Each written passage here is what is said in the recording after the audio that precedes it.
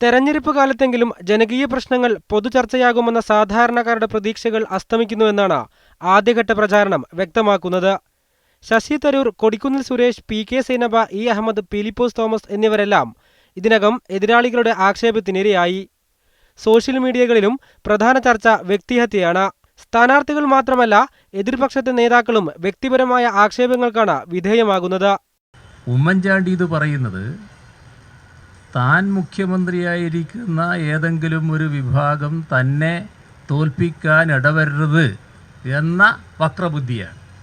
ആ വക്രബുദ്ധിയൊന്നും മേശാൻ പോകുന്നില്ല ഉമ്മൻചാണ്ടി.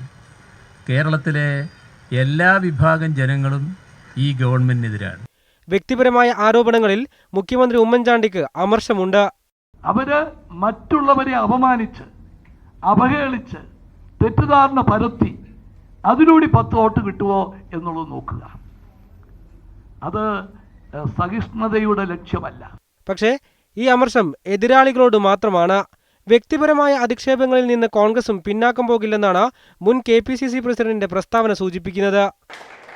പത്തനംതിട്ടയിൽ മാത്രമല്ല, ഈ 5 സ്ഥലത്തും കോൺഗ്രസിനോടൊപ്പം നിന്നുകൊണ്ട് വളർന്ന് വലുതായി 4 പേർ അറിയത്തക്ക നിലയിൽ ഈ പാർട്ടിയിൽ നിന്നുകൊണ്ട് പ്രവർത്തിച്ചവർ ഒരു കൃത്യ സന്ദർഭം വരുമ്പോൾ 30 വെള്ളിക്കാശിന് വേണ്ടി പാർട്ടിയെ വഞ്ചിച്ചെങ്കിൽ അവർക്ക് നാളെ കാലവും ചരിത്രവുമാണ് മറുപടി നൽകുന്നത്. ഈ നാട്ടിലെ ജനങ്ങൾ മറുപടി നൽകും എന്നുള്ള കാര്യത്തിൽ തർക്കം വേണ്ട. സോളാർ വിഷയവും സ്ഥാനാർത്ഥികൾക്കെതിരായ വ്യക്തിപരമായ അധിക്ഷേപത്തിന് ഉപയോഗിക്കുന്നുണ്ട്.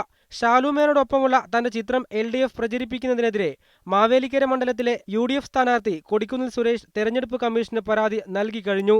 അഴിമതി, വിലക്കയറ്റം, വർഗീയത, സ്ത്രീസുരക്ഷ തുടങ്ങിയവ സമീപകാലത്തെ ഏറ്റവും രൂക്ഷമായ പ്രശ്നങ്ങളായിട്ടും അവയൊന്നും ഇതുവരെ മുഖ്യ പ്രചാരണ വിഷയമായിട്ടില്ല. വനിതാ സംവരണം, ലോക്പാൽ, വർഗീയ വിരുദ്ധ നിയമം പോലുള്ള വിഷയങ്ങളും മാറ്റിവെച്ചാണ് പാർട്ടികൾ വ്യക്തിഹത്യയിൽ കേന്ദ്രീകരിക്കുന്നത്. News desk, media 1.